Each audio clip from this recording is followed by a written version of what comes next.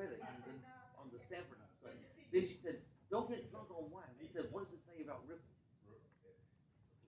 And she said, "Fred Sanford, you just left you left the Lord's house." He said, "And I'm in my house." Well, he twisted everything around with her, and she went like this.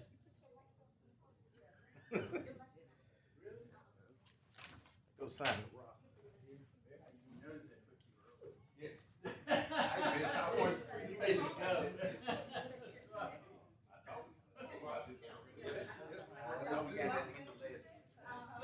I'm gonna talk slow so it's not. I'm talk real slow. And thank you for your note. Oh, yes, sir.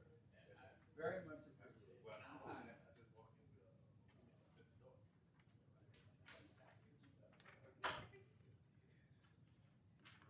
So we're here for you if you need it. I'll make sure I get my guys bring their bag in. How you doing? Hey, hey, what's going on? Doing good. You got it? Yeah, that's fine. I pulled it up already. Oh, okay. It's on like 5 slides. It ain't even Okay. take long. Okay. Oh, okay. Because somebody else has got some drone photos. Yeah, his is moving in the background. Okay.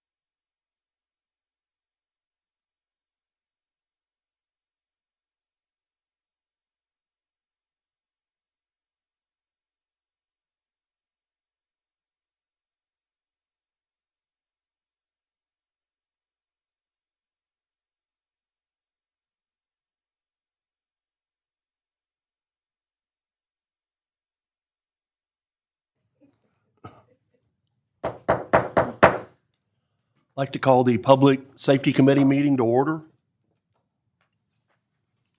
I don't really have any opening comments. I think everybody has a copy of the agenda. At this time, we will have public comments. Councilwoman Taylor, I believe, do you handle the minutes or do I? Jackie? Public comments? Is anyone signed up to speak? Oh, Sammy Mear? The speedlight camera over there on Highland next to the Wendy's restaurant, I don't know if it's been fixed or not, but I know that the numbers are not flashing like they're supposed to, and they need to come back out and make sure that the numbers on that speedlight camera in Highland, where the Crestwell Elementary School is, or Brookshire's, they need to take care of that. Are you referring to the school zone camera Yes. on the Highland side of Crestwell Elementary? Well, on the side of where, it's right across, it's right next door to Wendy's restaurant. Yeah, that's the Highland side. Okay, well, that one's not doing any number flashing, and it needs to be taken care of. Okay, thank you, Sammy. Any other public comments? Okay, I need approval of the minutes from the August 27th, 2024 meeting. Second.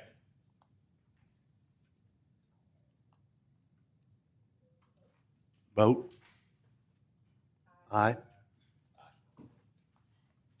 Okay, we'll move on to the agenda items. We'll start with Chief Reese with the Fire Department.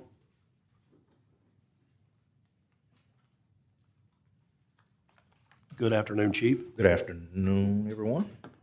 It's been a long So morning.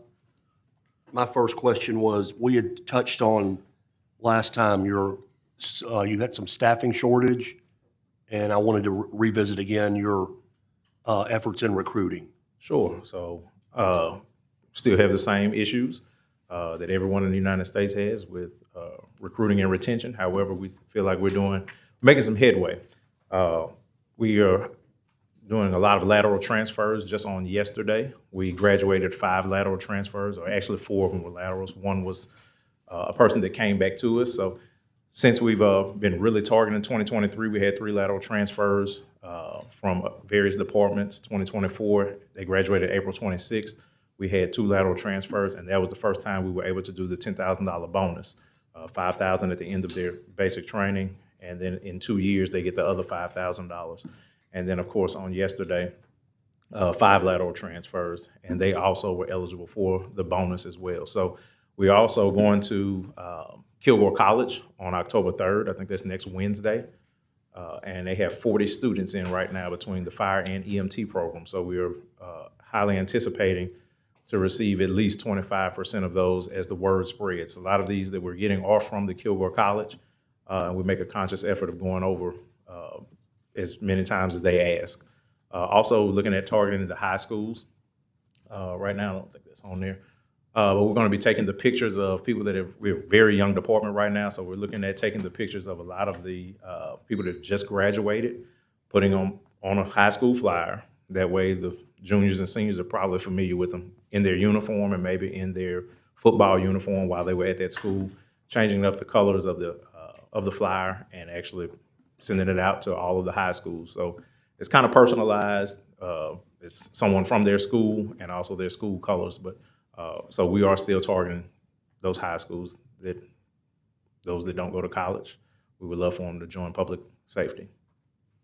And do you have a recruiting class currently, other Yes, than the 20 lateral transfers? Yes, absolutely. 27 of those students are still in. We've lost 3 so far. One decided it was not for him after about the first or second day, and we do appreciate that. One had to be terminated, and another one failed a drug screen. So we are looking for quality and not quantity. They all understand that while we do need them, we don't need them. We want to put the very best out on the streets for our citizens of Shreveport. So out of those, we've only lost 3. So if these 24 all graduate, I'm sorry, 27.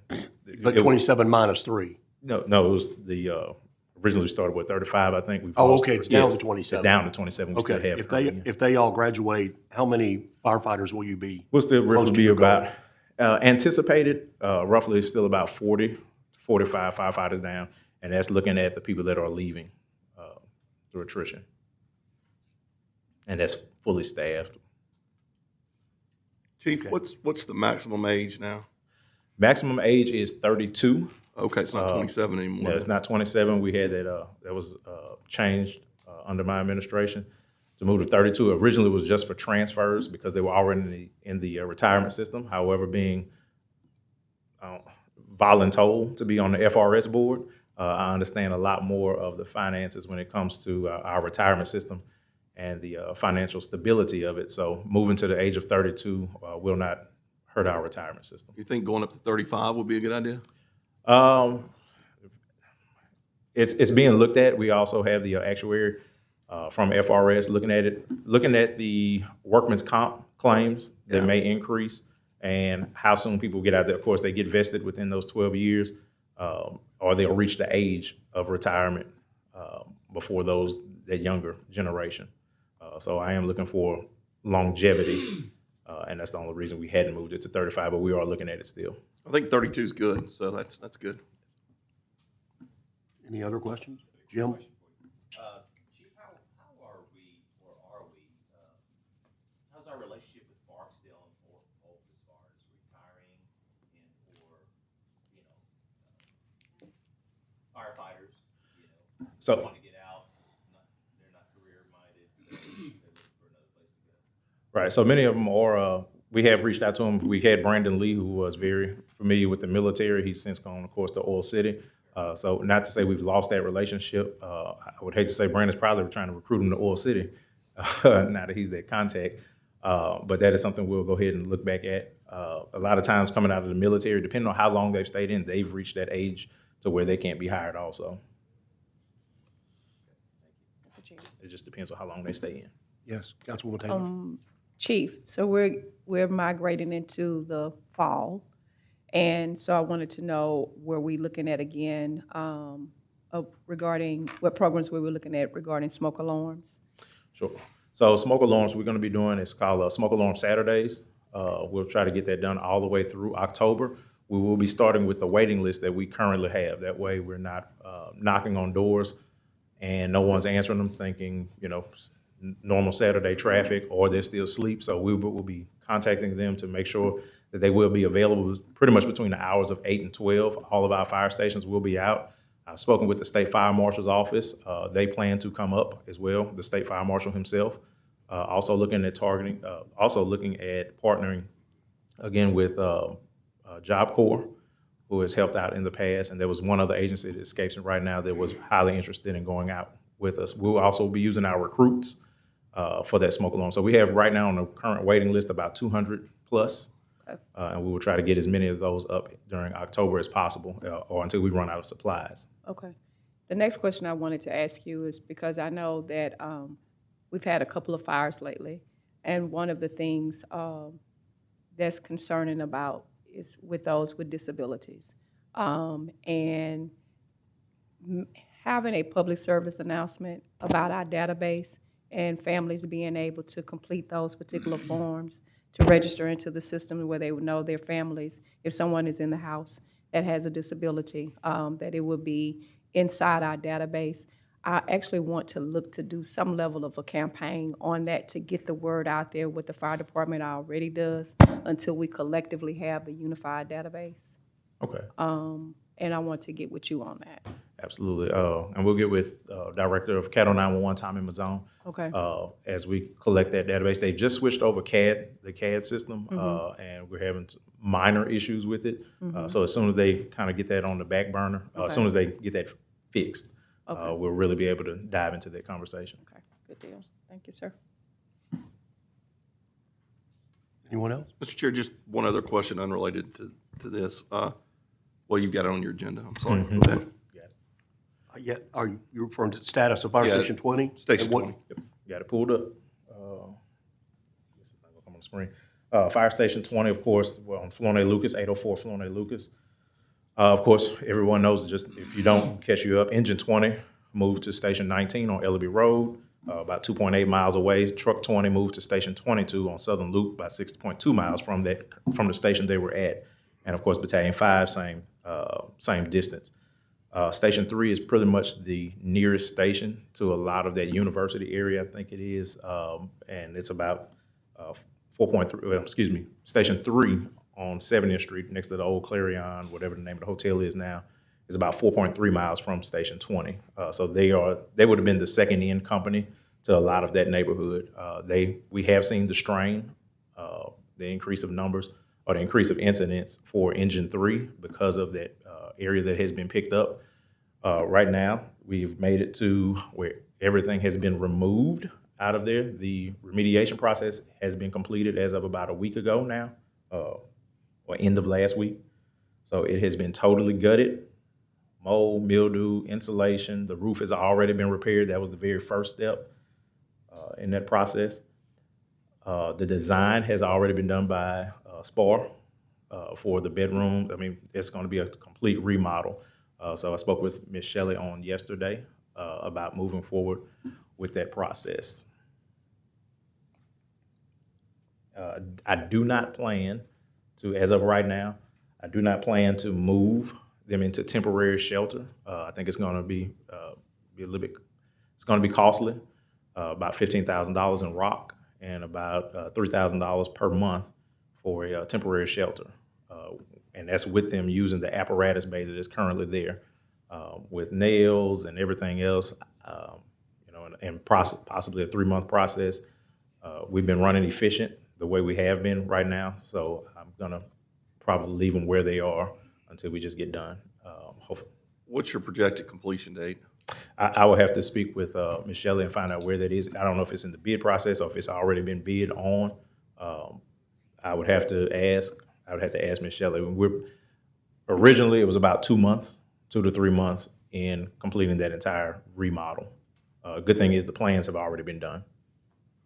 There's a high level of concern in South Broadmoor, Town South area. I get calls frequently about it. And then, realistically, like what you're saying, Engine 3's really, I think their break-even line was right there at the Popeyes on Uri Drive anyway. Correct. So it's not like it's that much further for them, but I think it's the perception of that station being closed.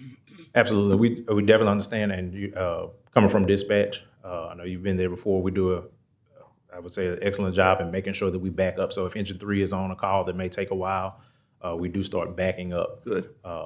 And then, of course, the closer you get to Station 20, you have Fire District 5 still responding to many of those runs. So we do utilize mutual aid when necessary. I think that a lot of people were concerned about the fatal fire, but I don't think that really would have made much difference if 20 had been in the house or not. Not at all. Yeah. Response time was not an issue on that. Okay. Thank you, Chief. If you don't mind, please, once you get a time frame where I can pass that along when people reach out, I'd appreciate it. Yes, sir. Chief, Yes, can you give me an update on the Allendale station as to the cleanliness of that particular location? Sure. So that bedroom, it housed the battalion chief. That battalion chief has since been moved. Granted, the battalion, it houses 2 people in there and a bathroom. Remediating the mold that is in there is pretty much a tear out behind the walls. I will say, to be transparent, that is a Shreveport Fire Department issue where we use one of the people that is licensed in construction to put a window unit pretty much in the wall, which we caused that. So that bedroom being shut down has no effect to response times in that area. It's a battalion chief, which is a chief officer and one of his safety officers. And they were moved to Station 8 on Missouri and Hearn Avenue. So I will double check with Ms. Shelley and find out where we are. We're going to be using bond money from 2021 was the last conversation. And that was at the end of, actually that was yesterday, using 2021 bond money to fix Station 4, to fix that bedroom. Do we have any updates on Fire Station 6 in MLK as far as bonds are concerned? Any updates, any progress, any movement with any updates that we're going to have with this fire station in MLK? Not that I'm aware of. Okay. Nothing on MLK. They're going to be up for a remodel for bathroom and kitchen is where they're going to be at. Right now, it's still efficient. It's aesthetics at this point for Station 6. And so all of our cameras too are installed? Cameras are installed on all of 7 fire stations. And as a matter of fact, I'm about to pay the maintenance contract now. Didn't know I bought maintenance, but all of those are up and patched into the real-time crime center. Okay, thank you, sir. So those fire trucks have been started. 3 of them have been started. I've received a picture from a Bulldog ambulance in Baton Rouge area. So those first 3 are being knocked out, and after we do the final on those, we'll move forward with the rest of them. We also have 2 ambulances being remounted. That's in Noshkahoning, Pennsylvania, which is a Bulldog company also. So we're moving on those fire trucks or that apparatus, and also Fire Station 14 is very close. We're looking at December. How active is Fire Station on North Market? The one on North, how active? Yeah. I have more calls in my car, honestly. They're not that active as Okay. far as incidents Right. in that area, but they also use for backup a lot for the downtown area. Anytime downtown is out on a call, they are the ones that are brought into the city to back up. I'm assuming that one of these new trucks is going to go to 10, right? One of these trucks, I will guarantee one truck will go to Station 14 with a new fire station. Well, that 14 looks great. It is brand new. Thank It you. looks Right, great. you bought that one, but if I say we don't put old furniture in new Right. stations, so Thank you, Chief. that Thank is you. that's the only guarantee I can make. And then Fire Station 4 in Allendale has been without air for a while. Can't get engine parts for it.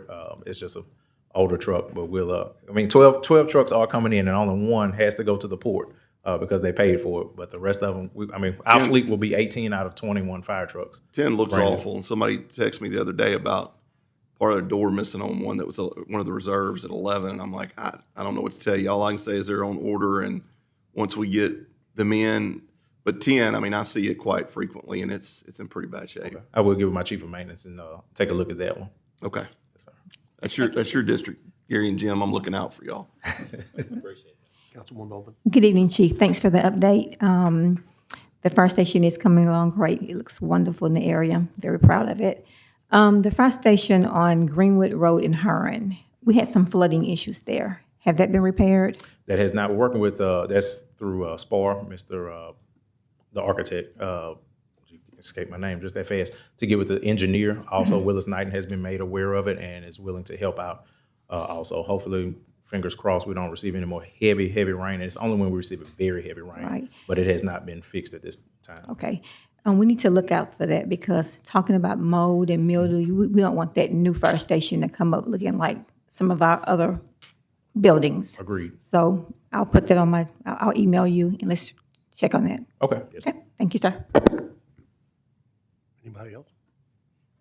I think that's it. Thank you, Chief. All right, we will be doing a boat ride within about the next 2 weeks. We're waiting for it to cool down. All of the council, well, I don't know the capacity of the boat, but we will make multiple trips if we need to.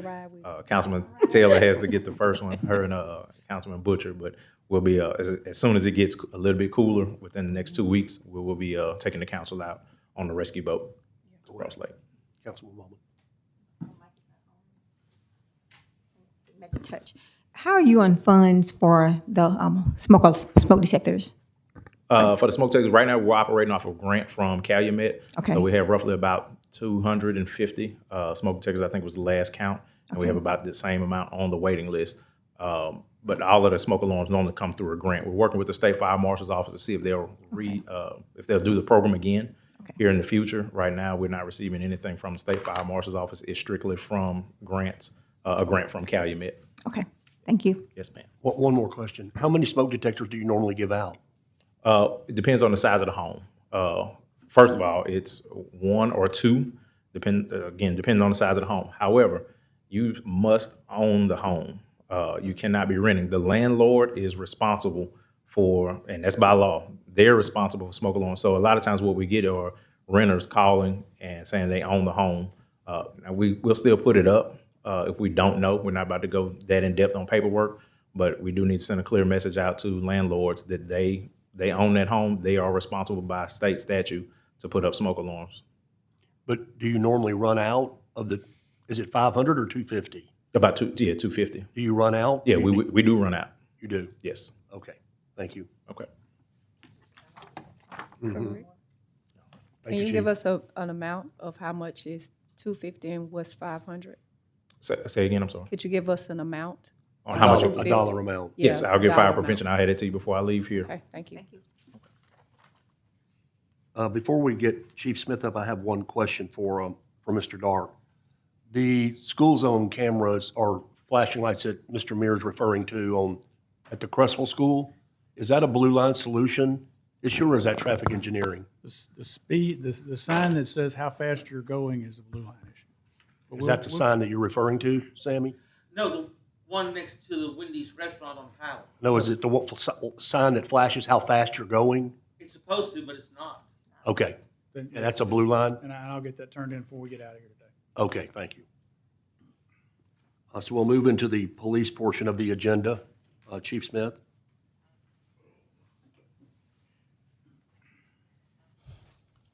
Good evening. Good afternoon. How are you? Very well. So we'll start again. The first two, I think, are carryovers from the last meeting. Operational readiness. So you and I discussed the shortage in certain districts in certain shifts. I think I put a picture up of an issue on Texas Street from Louisiana to Acre. And I think during that shift, you didn't have anyone to send. Is that correct? Would you refresh my memory? At that very time, that is correct. Okay, right.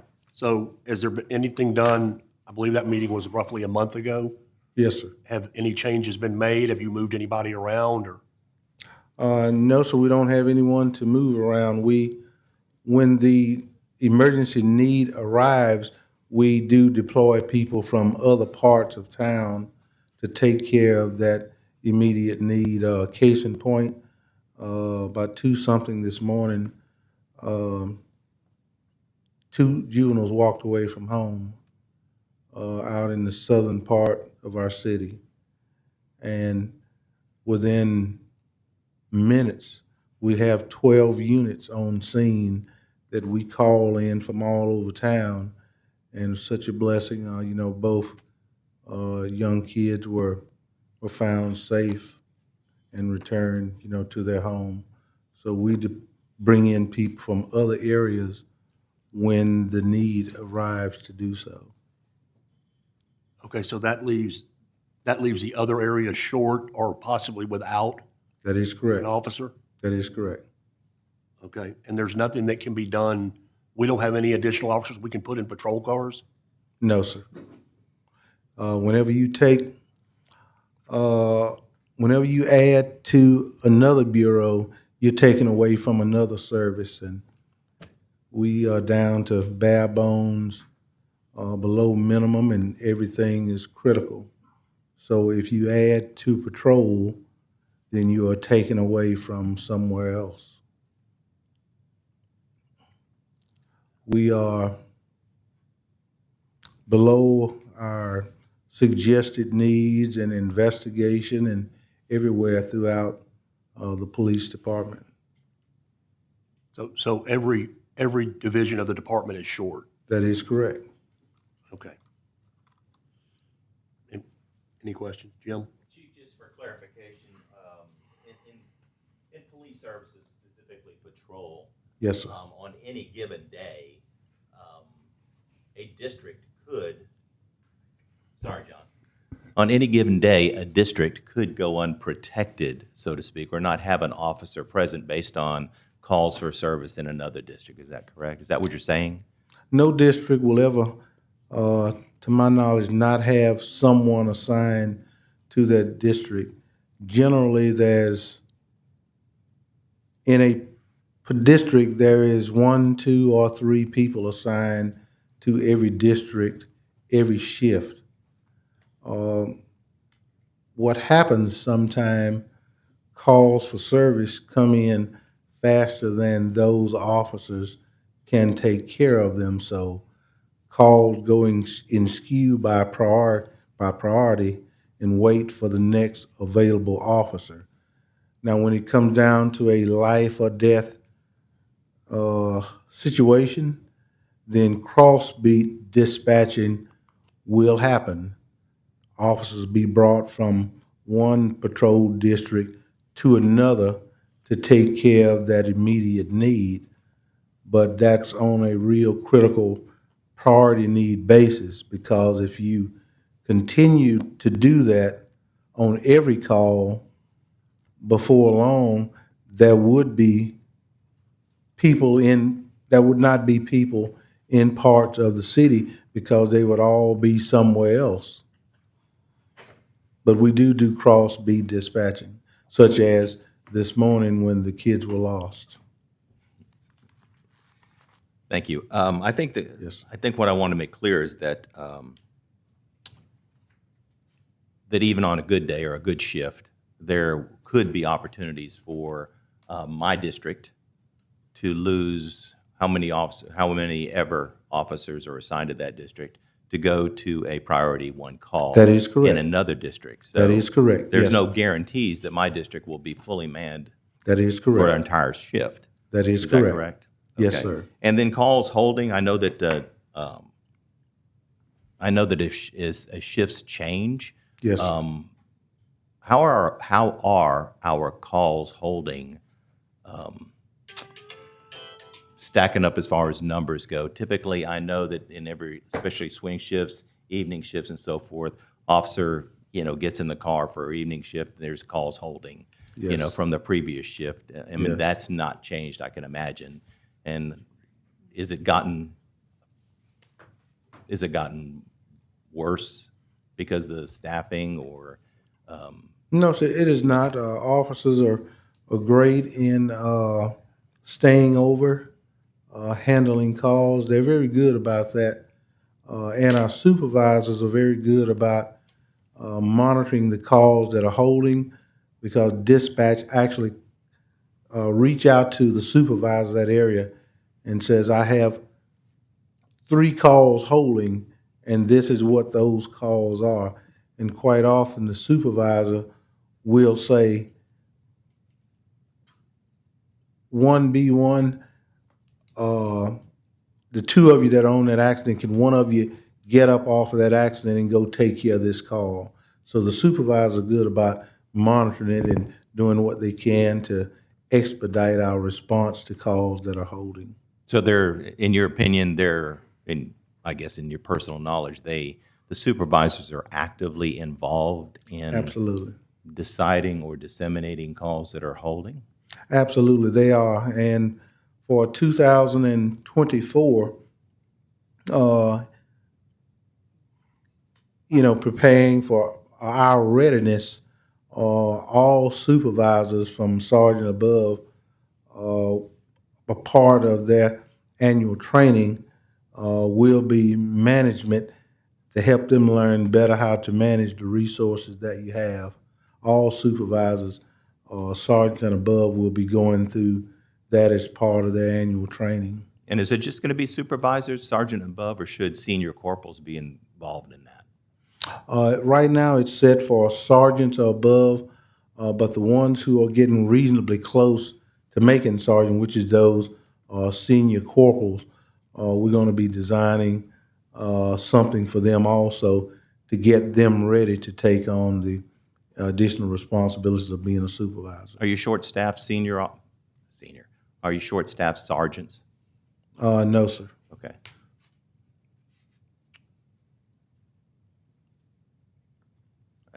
I don't have any further questions right now. Thank you. I appreciate it. Absolutely. Thanks for the clarification. Absolutely. Yes. I have one follow-up. Yes, sir. This being said, that every division in the department is short, is what you just said, correct? That is correct. What are we looking like in recruiting-wise? How is this class looking, number-wise? We began with 17, and here, 8 weeks into it, we have 15. So that's very promising, because generally our washout rate in the academy is around 40% or better. So this is very promising that we've got 15 out of 17 that remained, and I'm very, very hopeful that they will make it the rest of the way. How far along are they? About 8 weeks. They're around halfway there. But the big thing is at the end, they got to take that state certification test, and that's beyond our control. And I pray and hope that they're absorbing the material well enough to do well on that exam. Throughout the entire 18, 19-week period, they got to progress at a certain level, and 3 test failures of any sort, you automatically dismiss by the state. We have no choice in the matter. That can be physical fitness, firearms, academic, 3 tests, and they get tested every week. So, for 19, 20 weeks, you really, really got to work hard to make it to the end. So the 40% that normally wash out from the beginning number or Yes, don't sir. make it, has that occurred usually at the 8-week point, or does it happen after that, All along the way, all along the way? because generally it's the test failures that get them. Okay, Like I said, it's a common, it can be any 3 at any point in time that can get you. got it. Okay, thank you. Mr. Chair, Yes, sir. Um, Councilman Butcher. I had a call the other day from somebody, and I don't think there's any truth to it, because I think that you would have let me know if that's the case. But they said that in some of the outlying areas that y'all were starting to depend on the sheriff's office to take active calls, like we've talked about in the past. And I said, I don't think there's any truth to that, but I will ask at the Public Safety Committee meeting, is that being done, or is there any talk of doing that? That is not the case at this point. The sheriff department is really, really interested in being more active in the city. We've had several conversations.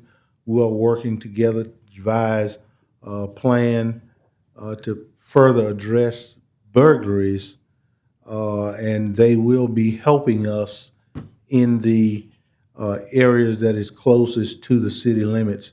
But no, sir, that is not correct. I had my supervisor check, because I heard the same thing, and I said to myself, no, that can't be true. Right. And I had my supervisors to check, and each of our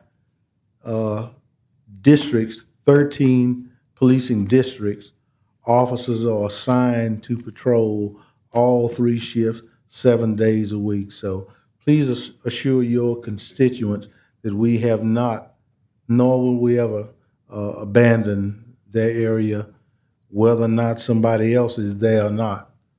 We'll be there for them. Well, by the time he got done asking me that question, I said, that's not true. No, sir. But then, of course, the next statement he made was, why am I paying city taxes if I'm getting, if I'm not, and I'm like, look, I don't think that that's true. Now, No, sir. having said that, I'm not opposed to it to a certain extent, but I still think we always need our officers to be making our Absolutely. calls.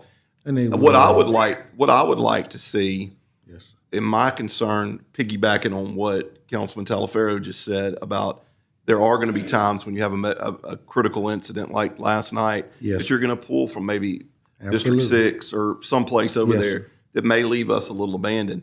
Yes. I know that y'all do all calls, both the sheriff's office and y'all do, about major incidents. Yes, sir. If there is a break-in going on in Southern Trace, and we know that there's a break-in going on, it's very possible, and I've said this over and over again, that you may have a deputy sitting in the Absolutely. parking lot of P&S Pantry on Southern Loop and North Ferry Road writing a report. Yes, sir. It would be nice if that deputy knew that that was going on, where he could go, especially, and I'm talking about break-ins, person with a gun, things like that, kind of like what we did with the fire department with the Yes. automatic mutual aid agreement. Yes. So I hope that you and Sheriff Whitehorn will work to get us to that point, because I think it would work very well also up in the northern part of MLK, out in the west part of town, that if they've got a burglary in progress, they broadcast it out. And if they got a deputy close, let them go. I think that helps us all. You have great intuition, because that has been part of our discussion. Good. To make the sheriff department aware of calls that are holding and calls in the outer lying area, which is possibly closer to where they are. So we have been discussed that, and that is a part of our future plan. Because, with having our joint radio systems, we can, in fact, communicate with each other. So we've been in several discussions, and we're putting together a plan to present to the mayor at some point here in the near future of how we can work better together in our community. Well, it definitely benefits my district more than most because I think we have the highest population that's Yes, sir. far away. And I try to explain to people when they Yes. call me that if you've got a shoplifter at JCPenney's and you got a shoplifter at Walmart on Burke Coons and you got those officers are tied up taking care of Yes. that. And if you have an emergency call, Yes. they may be having to come from Centenary. They may have to be coming from Yes. somewhere way up. So Yes. I encourage that, and whatever Yes. I can do to help, I'd appreciate it. Thank you. We do joint ventures, endeavors together all throughout the year. And please assure your constituents, by no means do we neglect our responsibility to our citizens here in Shreveport.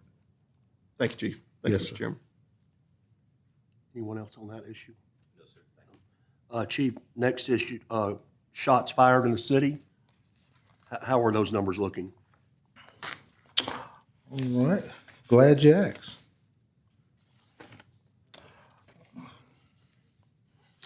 Shots fired in 2023, this time of year to date, we had 2,125 shots fired.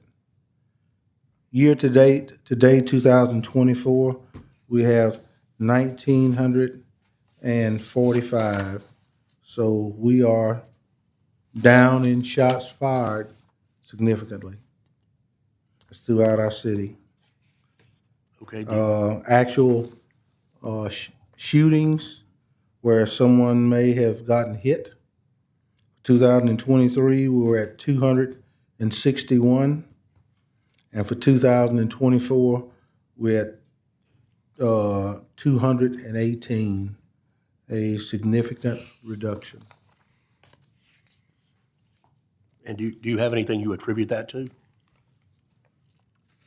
Well, I could not in good conscience take credit for everything that SPD is doing to make our community safer.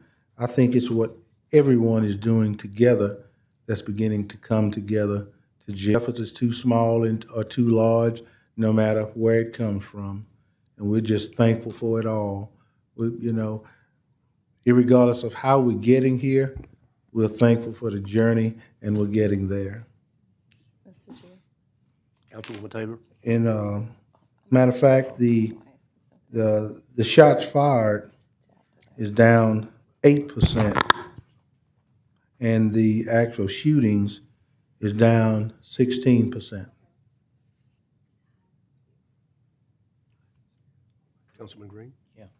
Chief, Yes, I sir. know you say you wouldn't attribute that to the police department, but would you attribute it to that possibly the word has gotten out with all of the equipment and all of the sophistication that you all have now, that it has brought a consciousness to people who would possibly be committing crimes? Absolutely. Our real-time crime center, I know that's on you further down your agenda. We're monitoring 1,600 plus cameras that are coming in to this building. We exceeded our 1,500 limit some time ago, and the CAO gave me permission to go to the next level, which is 2,000. And matter of fact, we expected to exceed that 1,600 within the next week or so. It's just amazing, the technology. This morning, when the kids became misplaced, or within minutes, because of the generosity of all of you, we have 23 eyes in the sky, 23 drones at our disposal. And within a matter of minutes, a drone was there and ready to go airborne just before the kids were located. But the technology embracing that is really helping us. We've arrested 84 people this year for burglary. And I don't recall in the history of Shreveport when we've had those kind of numbers. 78 adults and 6 juveniles have been arrested for burglaries throughout our city. The technology is really, really really, really beginning to pay off. And you attribute those burglary arrests to the cameras? It's to all of the technology that we have working together. We have a whole lot of other stuff beside the camera, and I don't want to give away too many of our trade secrets, but the technology beginning to work out. But a lot of it is due to the cameras across our city. They've applied for a grant with Calumet to even purchase more cameras to go along the Jewel and the Hearn Avenue corridor over in your council district. Okay. Chief, thank you for that, about the technology, because I have spoken with the mayor on multiple occasions about getting more technology in our city. A lot of the residents in my district would like to see cameras in the neighborhoods, speeding cameras, because with the cameras we have right now with the school zones, they're avoiding those school zoning areas and cutting into the neighborhoods. So I've talked to him in the past. It's been about 2 years now. We had different companies come in front of us. What are you looking for as more technology? I mean, Sure, that's an thank you. easy fix. And the mayor told me he was going to talk to Blue Line and get some studies out. That hasn't happened. It's been 2 years. I'm ready to move forward on that. We ran into some state issues that have been completed, but I think more technology could help with the officers we're down. Absolutely. Feel how you want to feel about technology, about speed enforcement. But I tell you, since Blue Line came on board, we've not had a single kid to get hit Absolutely, in a absolutely. school zone. And Correct. Yeah, and I would like the mayor to just get out on Jewella Avenue on a Sunday evening, Greenwood Road, you go down Hearn. I mean, they are racing all over this city. You can just look at the streets, it's tire marks all over the city. I mean, everywhere, Hollywood. Just take a stroll on a Sunday evening, try to enjoy your family. You will get ran off the road in Shreveport. I mean, and I understand y'all are full. I'm not blaming you. But I think with some technology we could put in place that could help you as far as these traffic violations. People know you can run a red light, nothing happens. So you're ma'am. doing your part, but if the technology is there, let's make it work.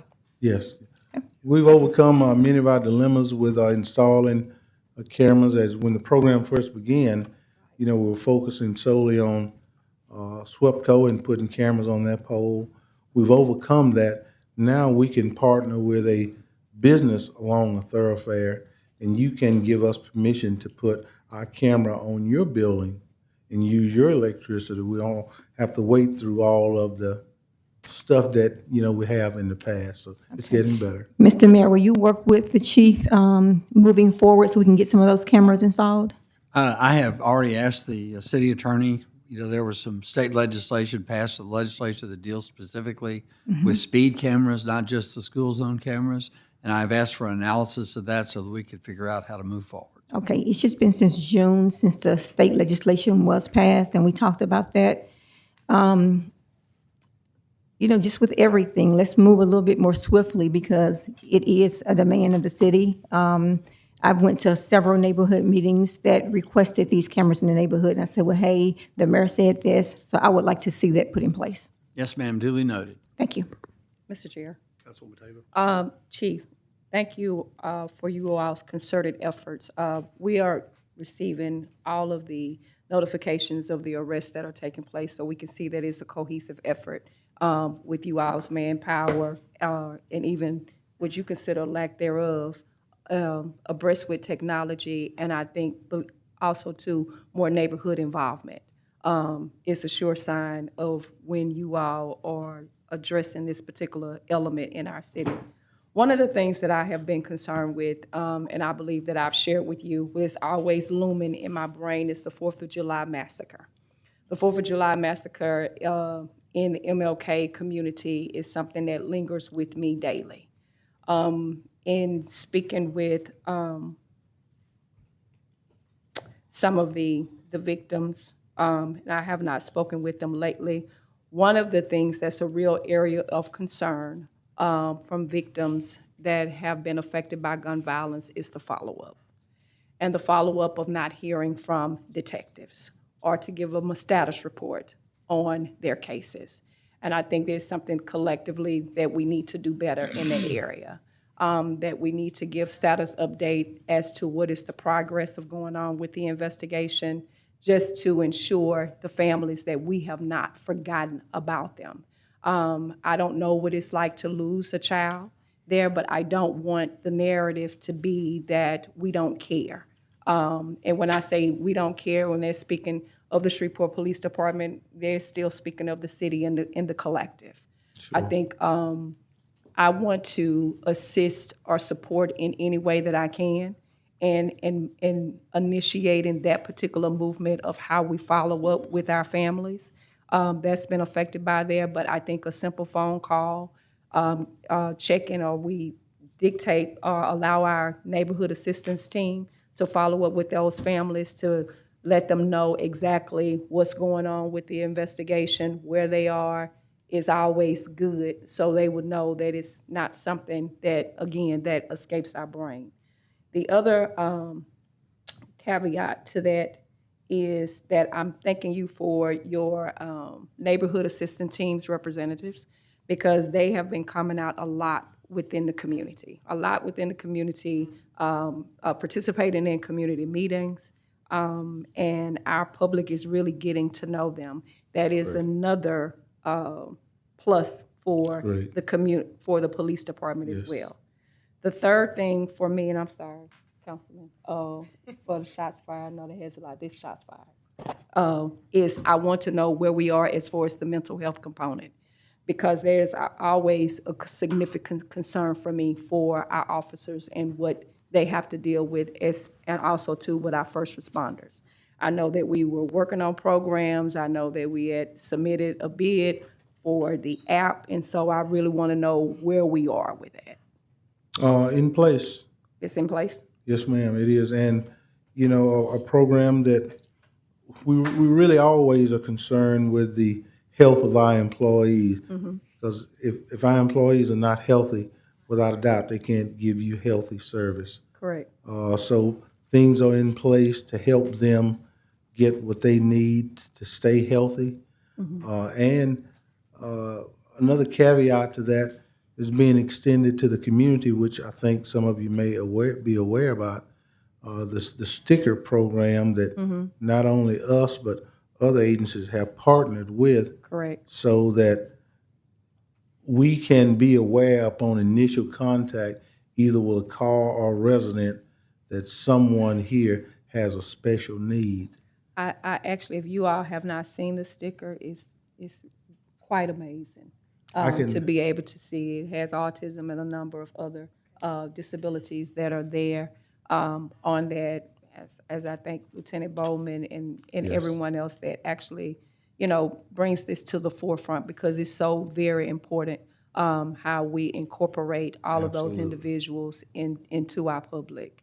Absolutely. I was going to bring a slide today for council meetings so all of you could see the many different stickers that people can put on their residence, on their car, that gives us an idea of what's going on there, so we'll know how to respond to it. But I wanted to limit today to 3 minutes. Didn't want to I go need outside. about 2 or 3 of them. And thank you, by the way, for coming to our Choices program last the Choices week. program was excellent.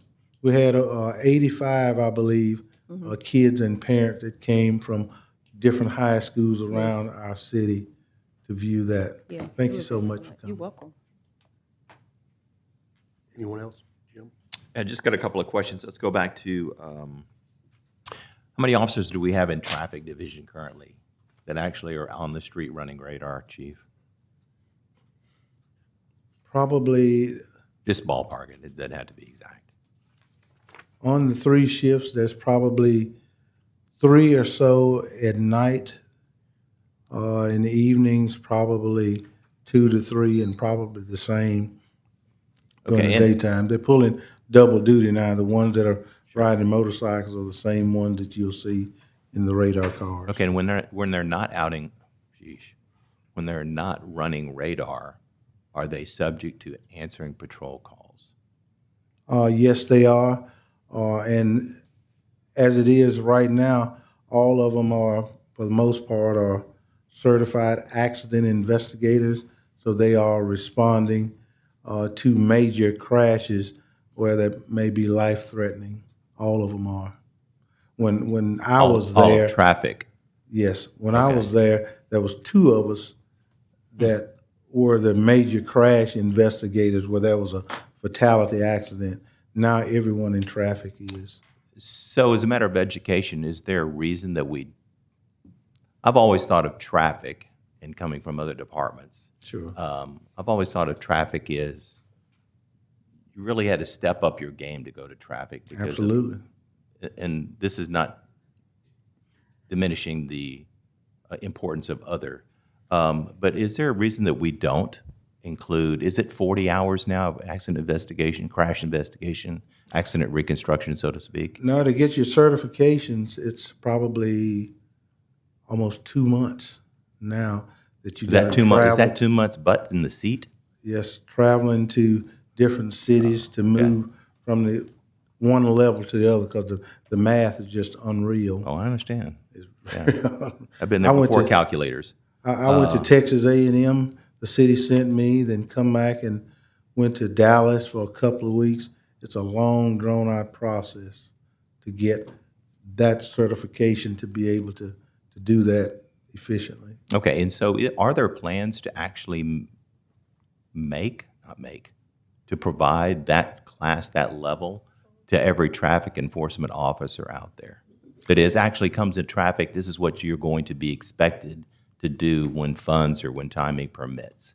I think it's paramount that if I go to traffic, I'm fully trained, not just in running a radar, That is using a correct. LiDAR. I think I should be trained in a variety of areas with accident reconstruction. I won't say reconstruction, Accident- because we know yes, we're right. not reconstructionists, but we are accident investigators. You're Collision. definitely correct, sir. When you get there, it's expected, right off the bat, that you're going to be cross-trained to do whatever the need is in the traffic bureau. So that being said, when do we have a list of officers that are actually scheduled to go to that first layer, that first tier of accident investigation, collision investigation? Not to my knowledge. I don't know. Okay, that would be a traffic enforcement supervisor question. That's correct, yes. Sir. All right, and also, since we're talking about radar, how many officers or how many units? Because I understand, and correct me if I'm wrong, that many of our patrol units are LiDAR, radar certified. That is correct. Is that a majority now, or is Oh, that yes. just? 200 something?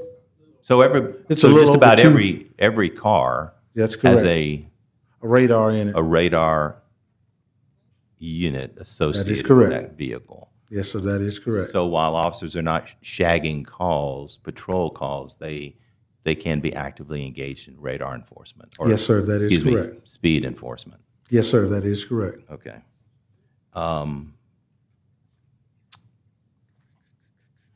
And by the way, I'll just throw in this caveat.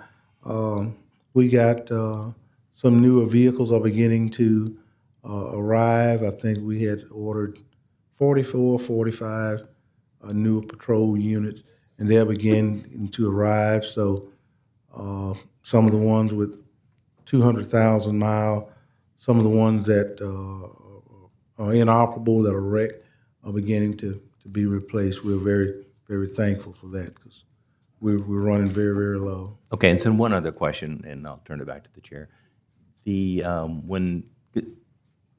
when I have issues Yes, sir. with speed complaints, Yes, when I have concerns with speed complaints, in the past, I know that when we register a speed complaint, that is kind of a priority, other than going out and we know the hot spots, we know the problem areas, but when we get actually a speed complaint in, is that prioritized differently than just, how is it prioritized, in other words? When a speed complaint comes in, say for instance you call and you says there's constant speeders between 9 and 10 o'clock in, I'm gonna say the 200 block of Archer Street, then that would be given to the traffic division to assign someone who can jump around town to go and specifically monitor traffic during those times.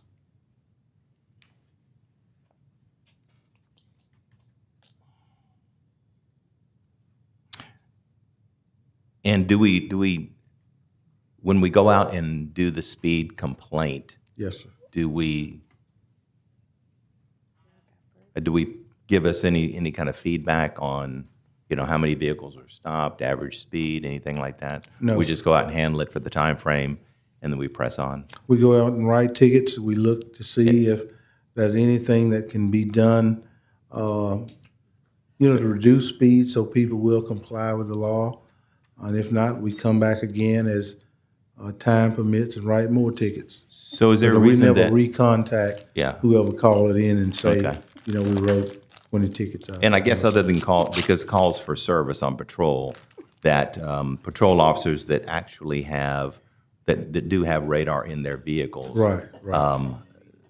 They pretty much just are on their own as far as where they think that the need is, or do they ever get assigned speed complaints if it's in their district? They get assigned speed complaints also. Okay. Because I've talked with their captains and assistant chiefs, and they've assigned them to work areas to monitor speed along the parkway and just all over town, really. Okay. I appreciate it. Thank you. Yes, Mr. Chair, sir. go ahead. Yes, sir. Councilman Green? Mr. Chair, Mr. Mayor, I asked Councilman Brooks to bring lunch, and he brought me 3 pieces of candy, so I'm willing to share one of them with you if you. Thank you. I did manage to get lunch before I came over. Thank you, Mr. Chair. Reverend Green. You're welcome. But thank you very much for your kind offer. Yes, sir. We're operating on a big budget here. I just wanted to share. Let's move forward in the agenda. The next topic is burglaries, which I think you just touched on. I can tell you that year-to-date, 2023, we've had reported 908 burglaries year-to-date. In 2023, for the same time period, year-to-date, we had reported 1,144. So that is 236 less burglaries we've had this year, for a 20.6% decrease in our burglaries overall for the year 2024. The 2024 was 908. That is correct. Okay. And 2023 was how many? 1,144, And you said how many burglary arrests have been made this year? 84. How many were made in '23? Now that I don't know. But I don't believe that I'm pretty sure that it was not that many. Okay. I know in Highland and South Highland, there's been a rash of burglaries, but I think 3 people got arrested that were all working together about 10 days ago, maybe. That is correct. So I don't know yet. I haven't heard any more calls. I haven't got any more calls, but I'm assuming they were probably responsible for a good deal of those burglaries. We cleared up quite a few burglaries, recovered quite a bit of the merchandise that had been stolen. Correct. In those burglaries, and all in the Highland area. Yes, sir. Chief, were some of them in Spring Lake as well? Was that same group that was going in Spring Lake? All they've told me about is in Highland, Okay. but possibly so, possibly. Because I was getting some calls about a good bit in Spring Lake, but it seems to have stopped since those arrests were made, so. I will look into that and see if they were responsible for that. But what happens when a significant arrest occurs like this? I mean, the streets know the street. The burglars know the burglars. And, it's just like when you make one good lick, the word spreads real fast, and everybody else will go deep under cover or chill for a while, if that kind of makes sense. It does, yes, sir. Yes, sir. So, just a second. So before the next meeting, could you have a number of the burglary arrests for 2023? Absolutely, be happy to. Okay, Yes, sir. thank you. Councilman Bowman? Chief, I just wanted to let you and your staff know I have noticed, once we get the alerts of everything that's going on in the city, within 24 hours, usually an arrest has been made. I mean, y'all have really been on it. I have noticed it a lot. As soon as something happens, right after that, it comes and shows that you're arresting someone, and that means a lot, because you can't stop someone from doing something. We can only try to educate and put it out there, but you have been doing a great job on getting arrests, most times before 24 hours, and I appreciate that. Well, thank you so much. I've never seen a clearance rate Yeah. as high as it is Right. today. Yes. but the technology is just unbelievable how it's improving and helping that. need more. Do you realize how wonderful it is an investigator when I know something happened, here at 505 Travis, and I know it happened at a certain time. If I can do my research, just as simple as sitting at my computer and make a phone call, and I know of everybody that's gone and come around here, among quite a few other things. Thank you. Yeah. Chris loads us up. The arrest of the 3 people in Highland that were working as a group, Yes, sir. do you happen to know how that was facilitated? Was that by camera, or they got caught breaking into a home? Or? All of the getting caught on camera is part of it, but they made some serious rookie errors. Somebody associated with them with the merchandise that was stole, which gave us better leads to head in that direction. Okay, thank you. Yes, sir. Chief, you have to tell all the secrets. Just tell it, I can't disclose that. We understand. Yes, sir. Yes. I think that it's just notable that when this council came in, especially it was Councilman Green and I were the first 2 that were here, and then Councilwoman Taylor followed a year and a half later. We didn't have even body cams Right. at that point.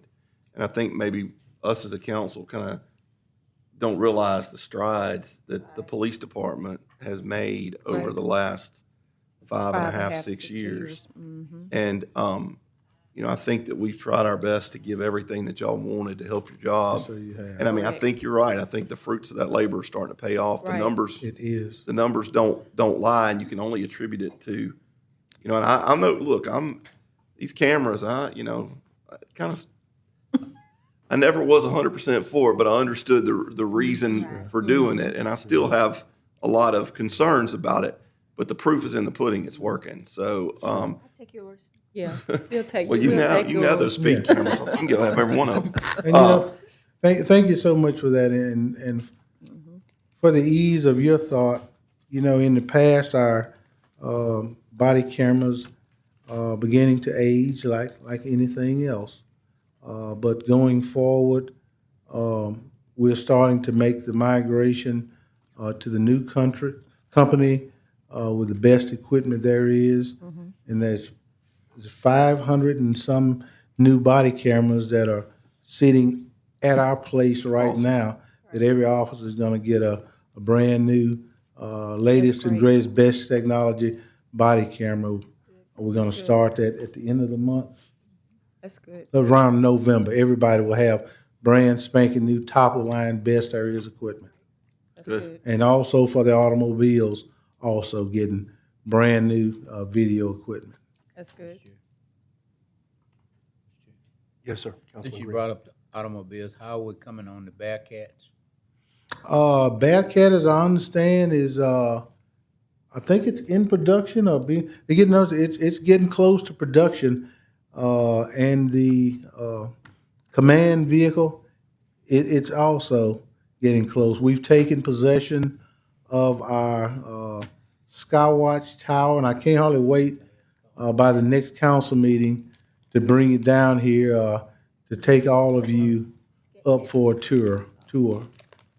Chief, I said Bearcat, I meant, what did I mean, Councilman? Is it Them real fast cars, what was the name of those? Those Real real fast- Hellcats. Hellcat. How we coming Hellcat. on those, Chief? Well, we compromised and swapped the Hellcat for a Bearcat. So we still got, a cat of some I sort. I was still trying I to get think we the ought to have one, I Chief. think we ought to just get at The least 3 of them. Hellcat goes fast, but it doesn't absorb bullets like the Bearcat. Okay. Okay, that's it. I think we still need to get 3 I had of my them. words mixed up. Yeah, I do. I had my so we can words be in mixed up. executive session every week. We don't have anyone that can drive them. Absolutely. So we move forward on the agenda. The next item is a discussion of the ABO office. Yes, sir. I think, is Corporal Glass Bradley still here? I think I saw him. He's around here somewhere, I know. There he is. Would you mind coming up, Corporal? The only reason I put this on the agenda, Chief, is between the last meeting and this one in particular, I've gotten quite a few calls, none of them pleasant, about their treatment at the actual ABO office, their treatment from officers out in the field with inspections.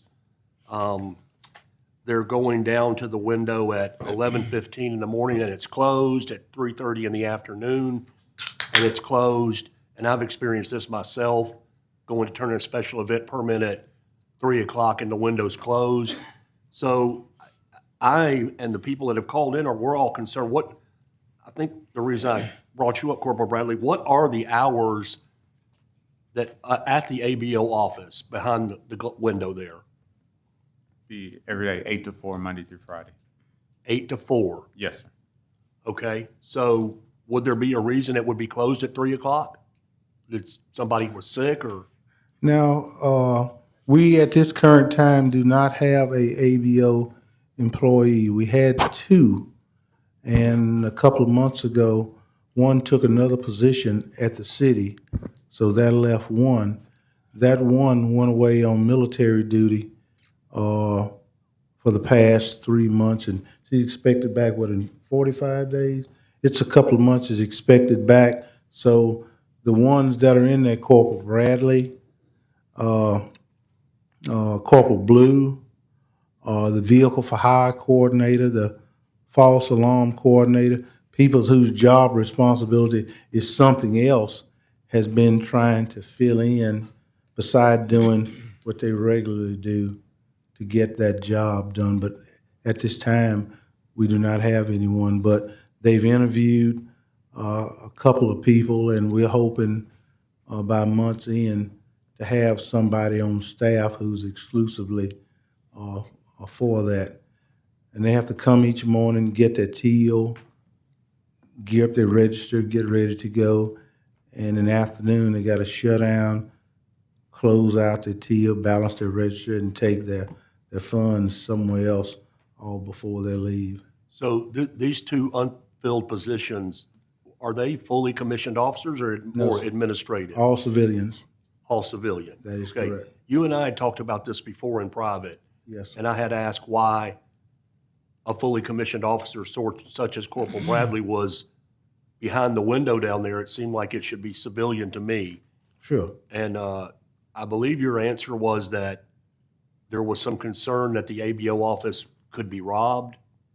No, sir. No? Okay, that's the way I remember the conversation. You don't remember?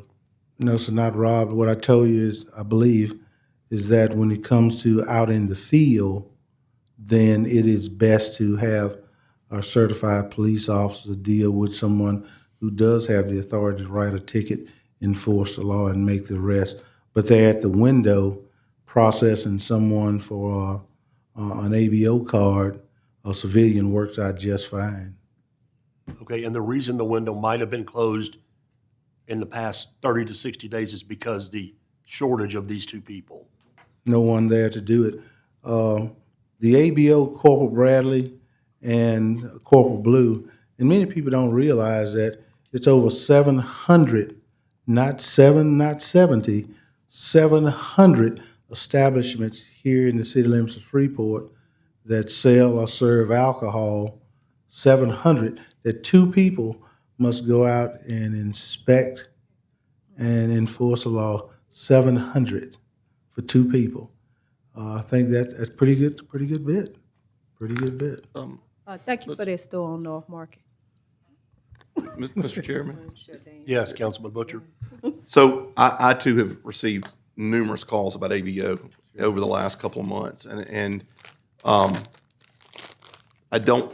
You may have answered my question.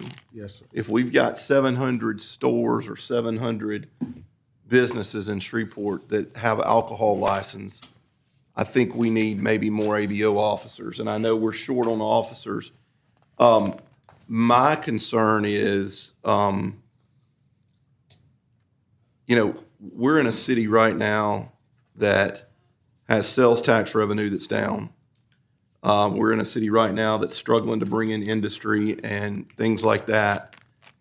The complaints that I'm getting are more of, we understand they have a job to do, but we need help sometimes. Like the new 30-hour deal or the camera thing with 30-day storage deal on the camera. Maybe we need to be educating the public about that before we go and shut them down. And I understand that that's happened, that they've been shutting them down. I've had 2 people reach out to me about that. I had another gentleman who was grandfathered in, and he's, they've gotten a liquor license for 15 years, and then he's owned the store for 2 years. They went in and said, I'm sorry, we're not reissuing your license. And he's like, he went up, sat down and talked, and somebody in ABO told him, he said, well, what am I going to do? This is my business, this is my livelihood. And they said, that's not my problem. So we need to keep in mind the things, the technology that we're buying, the police cars that we're buying, the raises that we're trying to get, the incentives we're trying to get are all tied to our businesses. And right now in Shreveport, the sale of spirits and food are really the best industry that we've got. So y'all have a very critical piece of the puzzle for economic development. In fact, when I met with the mayor's new proposed economic development person, y'all were a topic of conversation with myself and Councilman Talaferro and the mayor, that we have to put in the alcohol beverage into some type of economic development. So I don't ever want to get a call from a constituent again telling me whenever he's worried about his livelihood and he's scared that he's fixing to lose his livelihood, one of your officers says, well, that's not my problem. And he told me that on more than one occasion. So typically, if somebody's going to tell you a lie, they're going to tell it to you twice. Right. So, they'll change the story and elaborate on something else, but he was very consistent. And I told him, I said, you need to come today and talk about this. And he said, I'm scared about retribution from ABO. How can I, as a council member, ask somebody to come to our city and bring in economic development like 50 Cent, anybody else like that? How are we ever going to be able to bring people in if we're treating them like that? And you answered the question. Maybe it's burnout. Maybe y'all are worn out. Maybe y'all got too many people to go and they're trying to juggle stuff. You're working a window, you're working that. That happens. I got frustrated this morning over an appraisal and told him, you ain't going to get it because I don't have time to do it. It happens. We understand that. But I also want us to keep in mind that the people that are, in the ABO, and it's from a restaurant. I've got a call about a restaurant. I've got a call about this. I get a call about that. And I don't know what to tell them, other than that we're working on it. But I whatever you need to help them be able to do their job better, I want us to put a person in that is a business person that understands that, look, if I'm shut down, we're not going to be able to eat. My family's not going to be able to eat. I'm not going to be able to support my employees. We really need to look at doing something like that. Well, I can help you with that. You all are the lawmakers. If you put some discretion for us to evaluate, each business circumstance on an individual basis and make our decision from there, we can. But, we follow the letter to the law as y'all make it, because we keep good records. And we're finding many times the constituent will tell you one thing when our records over the course of years show something a little bit different that you don't know about, such as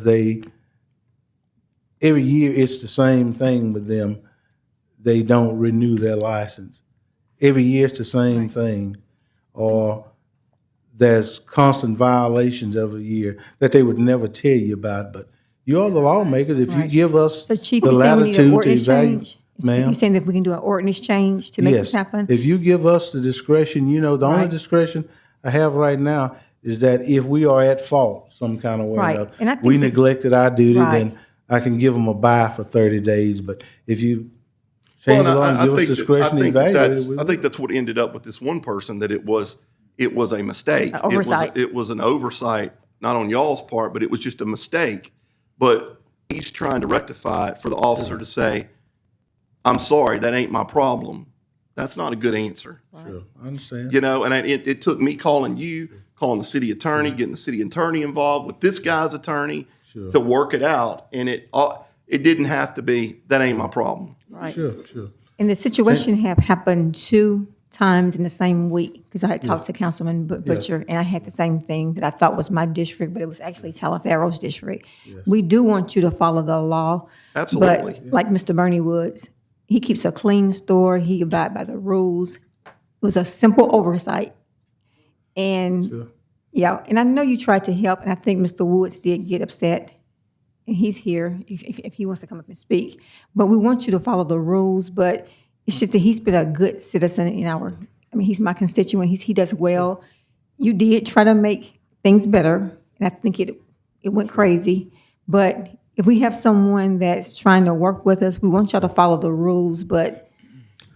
Change the ordinance that gives me the discretion to Okay. evaluate things on an individual basis, Okay, where I'm not standing here having to Right. explain why I stepped outside the line for one person and did another. Absolutely. We can do that. Okay. Like I say, right now, the only discretion I have is if the city made a mistake some Right. kind of way or another. And I'm not asking you to go against what the ordinance says. I'm just asking that when you have somebody that is doing business in the city of Shreveport, let's treat them with the same respect that the citizens try to treat y'all with, which I know that's few and sometimes it's not Hard, yeah. all the time. But, you know, if these are business people that are infusing money into our tax coffers, we need to try to treat them with respect and come up with the problem. Because that's basically what we do on this council is we end up taking care of the things that get through the cracks with y'all. And I don't want, I've told other department heads this, I don't want it to come to me. I'd rather y'all take care of it before it has to come to me. So follow the law 100%, but if they're not following the law, try to get them to a point where they can follow the law without saying, I'm sorry. You know, that I can do. Sure. Well, you know, as I said earlier, there are 700 establishments here in Shreveport that deal with liquor that two people take care of. Yeah, I need some- 153 liquor stores and 62 bars. It's a lot. I think that's a So lot of places. I can expect a line item on your budget to increase the size of the ABO office. Absolutely, we will. Okay. We will. Okay. And it's civilian folks that can handle all of the administrative part. That's what I So wanna far, see. the ones that go out in the field, that actually do the inspection, actually make contact with business owners, that really need to be someone I with agree. the authority. Without a doubt, it does. Because they go out just as much at night as they do in the daytime. But I appreciate the job that you don't get me wrong. I understand probably the amount of stress that you're under. Yes. I do. But I also understand the stress that it puts on the citizens. And I know Sure. there's two sides to every story. And like in Councilwoman Taylor's district, y'all have worked tirelessly to get these bad actors under control. Send them away. Yeah. But in some will. cases, some of these people aren't bad actors. They're yeah. just people that have had an oversight. So, thank you. Sure. We're working diligently with the sheriff's department. Sheriff Whitehorn has sent 2 people over to our place that works with us every day, researching cases to get the information to the DA's office and to the courts quicker so that we can move people faster through CCC and help with some of the overcrowding problem. That's really, really great. Thank you. Anything else? No. Okay, next item, Chief, and this was on the last agenda or a similar version of it. Discussion of surveillance trailers, drones, and real-time crime center. You just touched on the real-time crime center earlier. I think you said you're up to. We have three trailers that you all, provided me the funds to purchase. We use them doing Human Harmony. At least one of them I know is deployed out in the field right now. We have 28, I believe, drones or somewhere close to that. Wait just a second, I'll tell you exactly how many we have.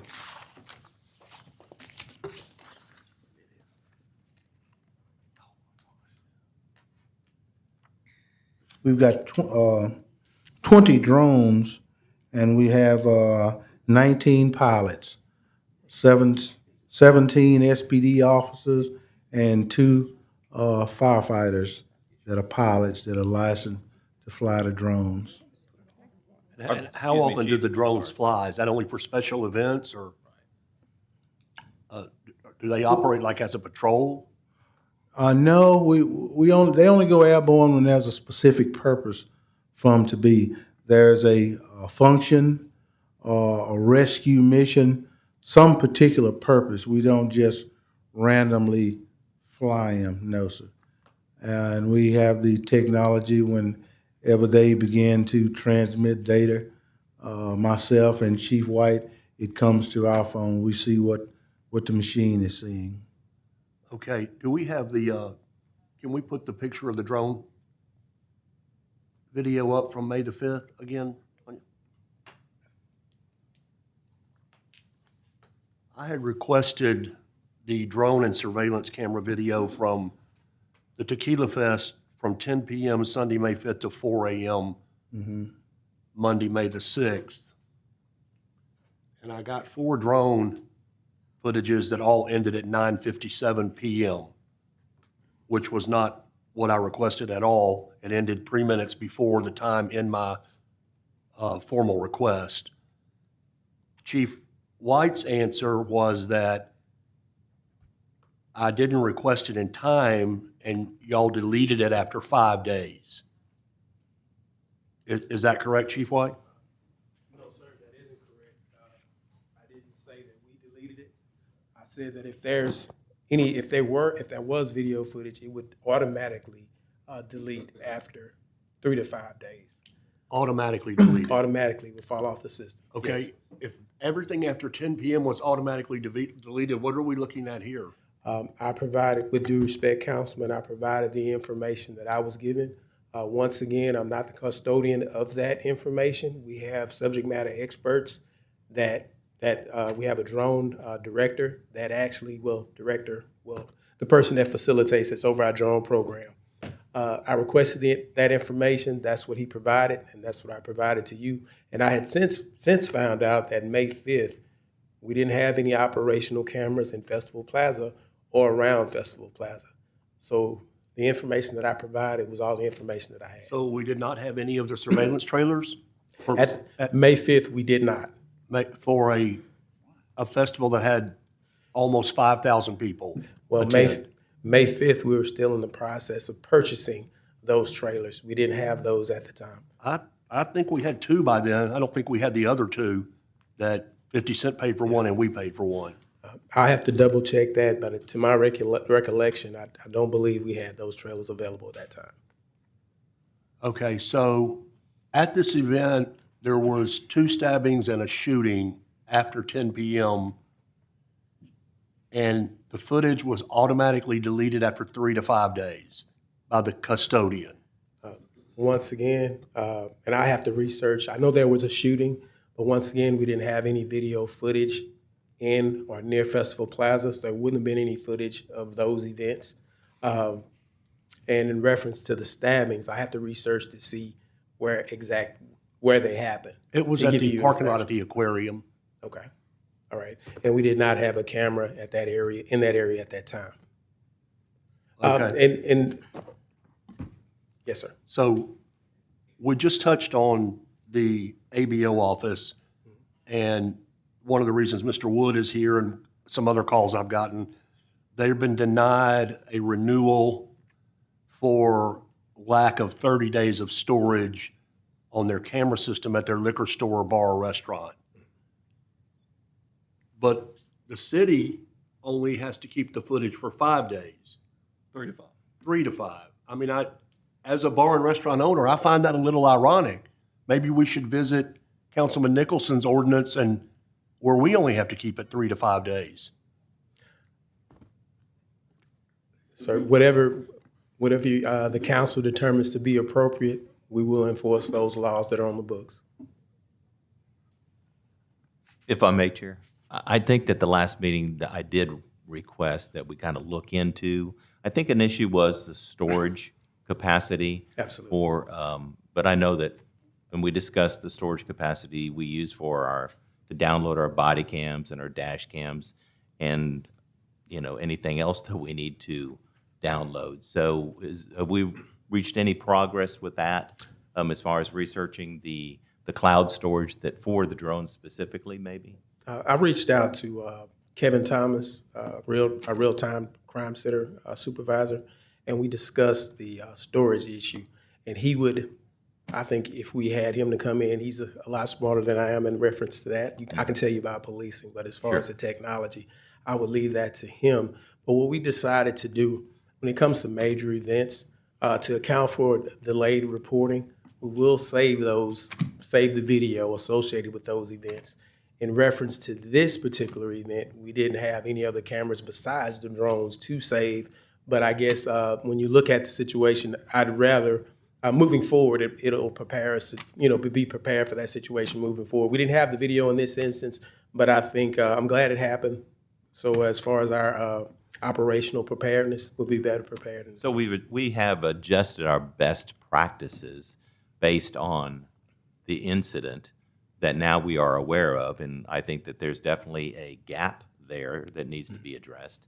So Yes, sir. what you're saying is that we have adjusted our best practices to save the videos from the drones or mobile trailers, whatever is capturing it at the time, for an additional.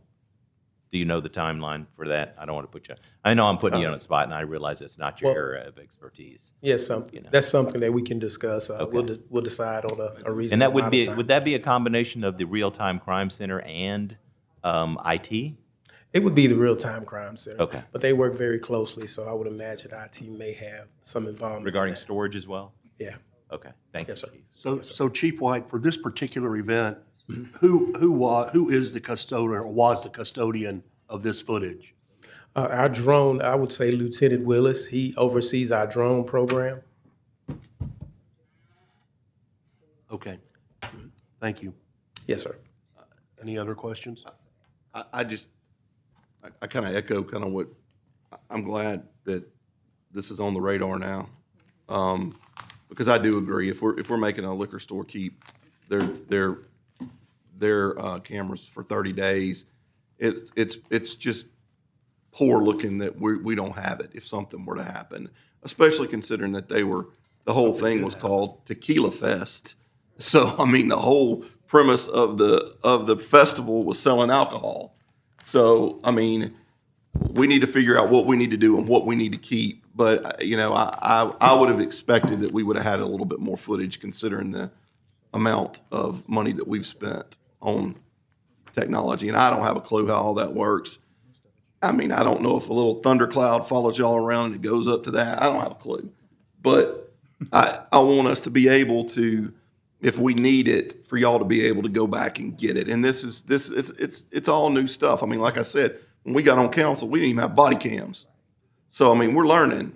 And, but I think it's unfair for us to ask and maybe we do need to readdress that in some type of ordinance, for us to ask our business owners to keep this. And we're saying, well, we don't have the storage and it costs this, well, it's costing them too. So, Correct. Anyway, I appreciate your honesty, chiefs. We researched Bossier City, how they do their ABO stuff, their ABO office. And Bossier City, you have to call and get an appointment. Their office is never open to the public, just Monday through Friday, or otherwise it's by appointment only. You have to get an appointment to get an ABO card? That is correct. Really? That's right. Which is Only in not Freeport. a bad idea, really. to Only be in honest with you. Freeport do we, make the best attempt to accommodate people from that perspective. Okay. Next item. Status of police headquarters and substations. Obviously, the police headquarters in the last few days has become a very hot topic, for lack of a better term. Where are we on the police headquarters? I have some pictures of the inside of it. I don't know that we need to put them up. I think we've all seen them, haven't we? The condition of the building. It's all over social media. Do we have a plan, any updates on police headquarters? I have talked with the architect a couple of times, and he's supposed to be scheduling a meeting with me sometime soon, so we can decide which direction we need to take. I think he had done a lot of the preliminary work, but I cannot at this point, give you a time frame as to when, things will get to moving. I Well, don't know. the pictures that I saw, I think that we all saw on social media, this doesn't look like something that happened overnight. It's like something that's been going on for years. So how many more years do we ask the officers to work in these conditions? I can't answer that question. I don't know. Social media can be extremely deceiving. What you see, probably saw on social media is not new damage. It's damage, deterioration that has been there for quite some time. Where you saw the door frame with the wallpaper peeling off of the wall, that is new damage. Within 30 minutes or so after I got notified of that via social media, nobody never called and said nothing about it. I called building maintenance. They came right away. He says, yes, this awning over this doorway, the seal on it has given way. So water is running behind the awning into the door frame. He says, yeah, that is no problem. We'll fix that in a few minutes. And within an hour, things were back fixed. So when the substation get done, which I'm expecting is going to take place within the next year, for the most part, that entire wing of the building would be cleared of people, period. Because all on that wing that used to be the courts is the patrol division, the patrol officers, their roll call room, report writing room, duty lieutenant, the gymnasium, captain's alley. All of them will be dispersed out in the field. So within the next year, I would see that being taken care of. Councilman Green? Thanks, Mr. Chair. Chief, Yes, sir. I'd just like to say this, that I used to have a bracelet, I can't find it now, that it was WWJD, what would Jesus do? Yes, sir. You're such a Christian and you're such a wonderful person, and you want to make sure that you make everybody happy, and I'd just like to commend you for that. God bless you. Thank you, sir. And That I was the would church version. thank you very kind. Chief, I will say this, Mr. Chair, I'm sorry. Yes. I went over to the police station. I was over there in July. Yes. And the conditions of the police station are deplorable. Yes. When I was there were sandbags on the floor. They kept asking if I would go into the restroom. I told them I could not go into the restroom. As I described, it was mildew or of what appeared to be black molding along the ceiling tiles, openings in the ceiling tiles, rain that would fall down near the copy machine in the patrol area. The concern for me, as I just walked down one hallway and then into look like seems to be a records room where a number of other officers sit in that particular area. The concern for me is that our public enters into the building every Yes. day. Yes. If they're going to pick up or file a report or whatever the case may be, and this is what we are presenting to them. And as Councilman Brooks already stated, this is not something that has just occurred. It is something that we see Right. consistently, and I believe Right. that it is something that police officers talk about all the time, that I know that this council has talked about. What we're looking at this point and what we are saying to the administration is we want a timeline. Gotcha. Okay, I passed by my site today for the substation, and it's already grass that is growing there. So they don't have another year that they are going to be able to have to stay in this building. There is going to have to be something concrete and precise that we are doing in order to move these individuals out of that building. I know that we are asking for some reports that are not readily available to us at this particular point in time. However, I think that it is incumbent upon us to make sure that we establish a timeline to effectively move all of those individuals out of that building while we're in the process of going in and accepting the bids and building the substations. We cannot, in good conscience, ask anybody to work under these conditions. I cannot. Not for you all that have to deal with what you have to deal with, being short-staffed. I cannot believe or actually comprehend how it affects your morale. And as Councilman Green said, you are a very nice man, for real, in every aspect. And I applaud your good heart. But I promise you, I will be the bad guy at this particular point. I don't have a problem with it at all. If that necessarily means that it gets to us to get to moving and to do what we want to do, because I have a responsibility here.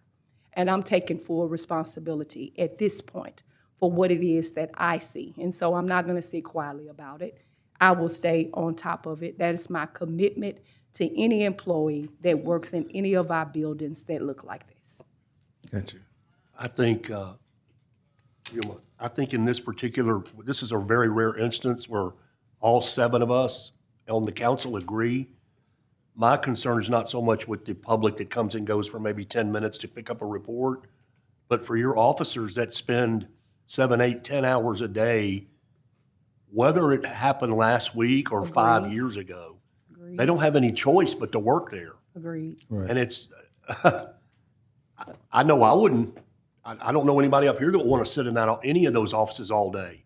I don't know what yours looks like, but the pictures I saw, whether they were exaggerated or not, I don't know. I haven't physically gone and looked at it, but they did not look inhabitable to me. So, Chairman, I don't know if any of y'all have seen, I kind of grew up in the 90s and I like the movie Beetlejuice. Have you seen the new movie Beetlejuice, where they are in hell and purgatory down there? Yeah. That's what it reminds me of. Correct. Honestly. It's bad. And I have been in there and I've toured it. And I agree, Chief. You and I have a great relationship and you have done everything that I've ever asked you to do. And I think the proof is in the pudding with the crime statistics being down. You've done a good job. But this, I'm with Councilwoman Taylor. I can't just say, okay, well, we trust that it's going to be okay, because we said yesterday in the conversations that we're short on one substation. One substation has not gone out for bid yet, Correct. and the other one has gone out for bid, and it's low, which is great. But just to say, well, we're going to move them when we get a substation done, I just don't think that that's acceptable, in my Right. opinion. And I agree. We all of us were elected to protect the citizens of Shreveport and our employees, and we are the ones that are named in the suits as well. Correct. Right. And I've been served more subpoenas since I've been on the council than I've ever been served before. And I want us to move forward with something. And like I told the mayor on the phone in our conversation, and I appreciate his call, I know this isn't going to happen overnight, but it needs to happen quickly, because this is something we've been talking to y'all about since Ben Raymond's been the chief. And there are options out there. I had somebody text me today about some place that state police used to be that's still in good shape, that has interview rooms out there that could be used. I'm like, well, give me the information. I don't know. It's somewhere over there behind Shreve City. I don't have all the information yet, but I know there's 2 schools. There's Warner Park. Sunset Acres, Sunset Acres. Warner Park. and Stoner Hill that are available that could be rented. And you could put maybe West Patrol on one side, East Patrol on the other side. And then that gets, that's a good thing for Sunset Acres, especially in Councilman Green's district, to have those officers there, and then move everybody else into downtown buildings or something. We are willing to do whatever it takes, but what we're not willing to do, and I'm with Councilman Brooks on this. All 7 of us are not going to shut up about it. Right. So whatever we need to do to get it done, we're going to do it. The only thing that I'm not going to do is continue to take people saying, well, we're going to do it here, we're going to do it there, without a finite time of when we're going, because we got to get this done. Correct. I wouldn't expect you to work in that environment. I don't want to work in that environment. we've just got to do something. So this is not a dig on you or the mayor. It's just time for us to get going. And if I have to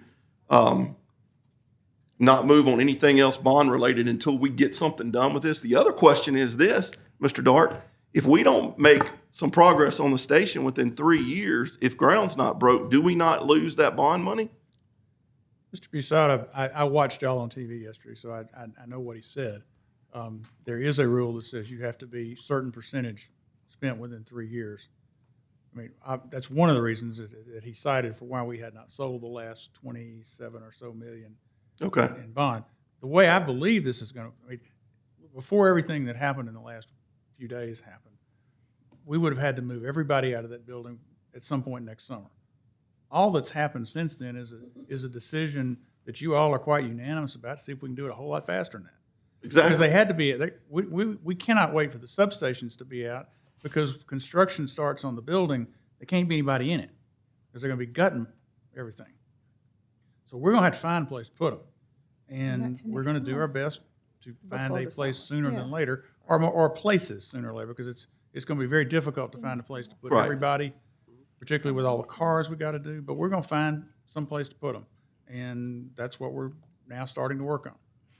I began looking today at some possibilities, and if any of you know of some places that you might think is suitable, please shoot me an email. We do. So I can go out, me and my team, and have a look at it. He said Sunset Acres and Stony Hill. Warner Chief, Park. would you help them in one respect? How many parking places do you need to put one shift of patrol in? You got any idea? Because I mean, that's the driving factor about moving patrol is having enough places to put cars. How much would it cost us in SB2 to make a parking lot out there for, I mean, I think that it's accomplished. I mean, I think we can accomplish it. It's just us all saying, okay, this is not your forever home. Correct. Right. This is not where you're going to be forever, but it's temporary. I know Station 20, when they built it for the port, those guys lived in a single wide trailer with an SB2 driveway for 2 years. When they built Station 6 in MLK, they lived in a portable building up there. But the end result was they were going to have a brand new, nice, state-of-the-art building. Sure. And so, look, whatever it takes. I mean, if there's not enough parking at Sunset Acres or Stoner Hill, let's buy the rock to put it out there and make the parking. It may not be a beautiful driveway, but at least you ain't got a deal with mold and mildew. yeah, a leaky roof. And I said, I sound like I'm from Spring Hill. Yeah.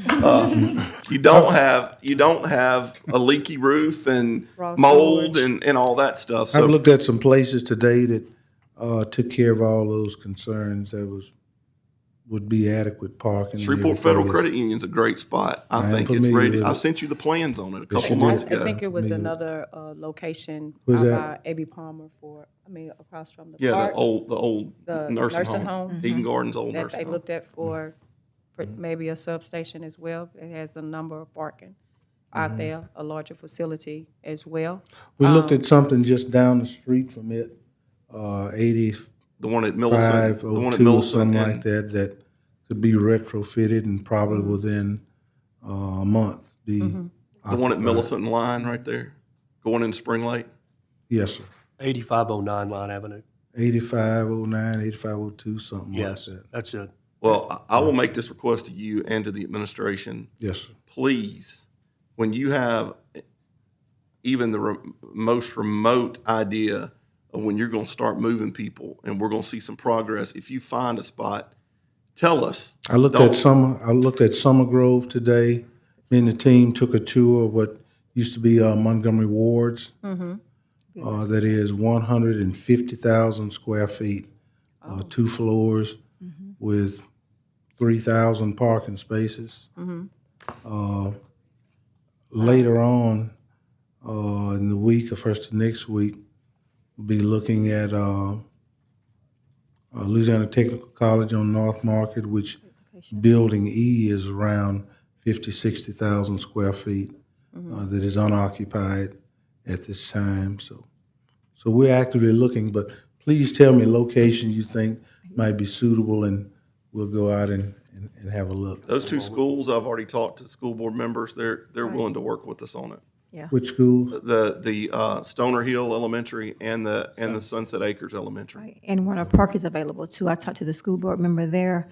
They said we could use that building, so it's probably a conversation. I will be in full support with my colleagues.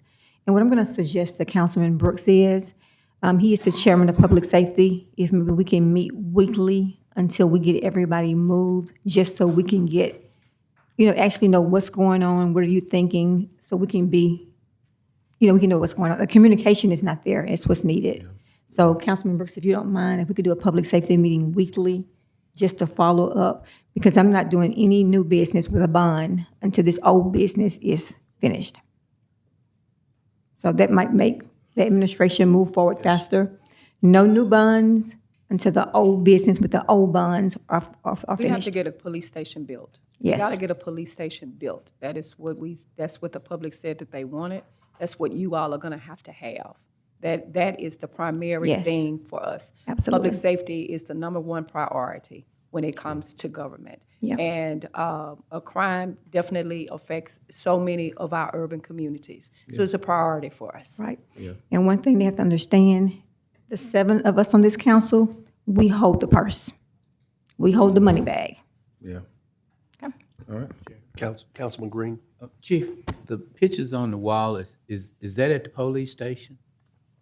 It is. I didn't Yes. ask, I didn't mean those to be put up. Is that on? Yes, sir. Yes, sir, they are. So, is that something you work down there, right? Yes, sir. Is that something you have to see every day?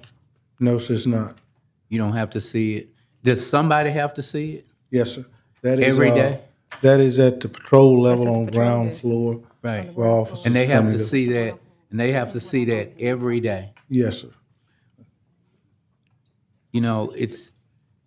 It's sad. I mean, I know some people will say, well, they get paid, but to walk into that every day, They don't get paid that much. that Nobody ain't does. enough for you to get paid to have to you asking them to do your job, you asking Breathe it. them to keep us safe, you asking Breathe it. them to treat people nice. Breathe it. But you've got to breathe it, and you got to walk in there before you even get there, you got to get a mindset when you driving to come to work to say, here we go again. How do you even put your lunch out with something like that? How do you even take a break? How do you feel? Watch Beetlejuice. It looks like purgatory to me. You said watch me. So I pray for y'all, man. I feel sorry for you. Thank you. Listen, Mr. Chair. Oh, I'm sorry. I thought you were finished. I respect you all. You all, I respect all of the city employees, but you all in the fire department put your lives on the line every day. Yes, sir. And it's disgraceful for us and for you all to have to go through that. And as I said, you remind me of the bracelet. WWJD, what would Jesus do? Jesus would try to make peace with everybody and whatever. But I know your heart. And I know that every day of your life that you are not feeling well until something is done. You don't have to say anything. You don't have to say nothing. But I know your heart, man. And I just don't think that it's right for you all to have to go through that every day. Thank you, Mr. Chair. Councilman Talaferro? Yeah, Chief, just a couple of things to get us back on track to some facts. I mean, look, I know we're not here to kind of keep stewing in the mess. We're just not.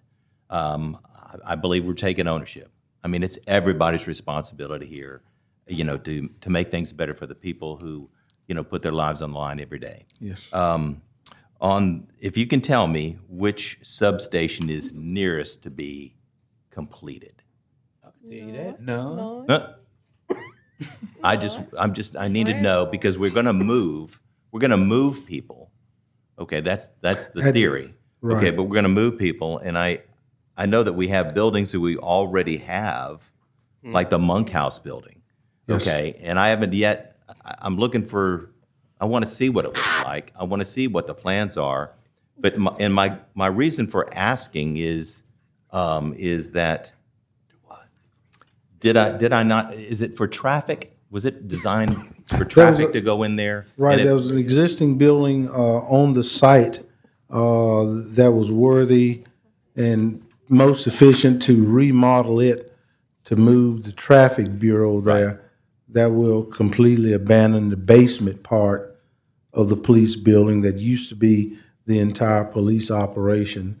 Okay. I did go out there today, and it is looking very well. Matter of fact, I think they were putting plugs in the walls today. All the walls were built there, making significant progress. And I don't think it'd be very long before the traffic bureau, K9, accident investigation, will move into that And location. so, all right, so tell me, so obviously, we know that information has not been really it's kind of been jumbled around. So just give me an idea of, based on, who's the project manager for that location right there? From the police side is Captain Brian Monette. And and from the civilian side? Do we have one That from I the do civilian not side? know. Okay. He is communicating constantly with the contractors who got the contract to build the thing, making, daily visits, and progress is So really, if really you moving can get along. with whomever is the manager, the contract manager or the project manager, and kind of give us an idea of when they expect that to be kind of move-in ready. And my question to you would be, is if it's move-in ready, are we going to be occupying every space for traffic and K-9 in that building? Yes, the answer is yes to Okay, so that. there's no additional space that we could move investigations there temporarily? Not- If that's not the there. first substation that's going to be completed, correct? Yes, sir, I guess that would be Okay. a correct statement. I was just That thinking is about not it the yesterday. actual substation, that is just a new location for the For traffic traffic. bureau. The Okay. substation itself will be at the corner of Monkhouse and Interstate. There's a paved parking lot that was there, already existing. Okay, And so I was because I I already misstated had then. a topo and other engineering maps on that location, it saved time, and so it could go out to bid sooner than the North Market location, so. And so if that is not a substation, that's fine, I understand that, and I know we're up against the clock. Basically, it is, 'cause everybody there's a uniform person. Yeah, I understand. Yes. And so I don't know if this is feasible or not, but I would like to look at, and nothing against traffic moving there, but we know what areas of the building are the worst areas. Yes, sir. And so whomever is occupying those worst areas, I would like to consider moving them there first. And again, I know where traffic is. Yes. I mean, I know where investigations are, and I know what the conditions are down there. And and look, let's face it, the building has been going downhill. I think ever since we lost our maintenance crew that maintained that building for so long, and then they were gone, and then we were kind of low on the totem pole. Councilman Talafer, we're going to have to wrap That's this up. fine. I It's time appreciate for your the time, meeting. Chief. Yes, Thank you so no much. problem. One- Thank you for that. One more quick question before we adjourn. You've called a press conference Thursday at the Skybox. Yes, sir. What's that concerning? We have been working on a master plan for the police department, and we'll be announcing that. Okay. I think we're out of time, so this meeting is adjourned. Thank you, Chief. Thank you, Chief. Thank you, Chief White. Appreciate it. Thank you. Oh, goodness.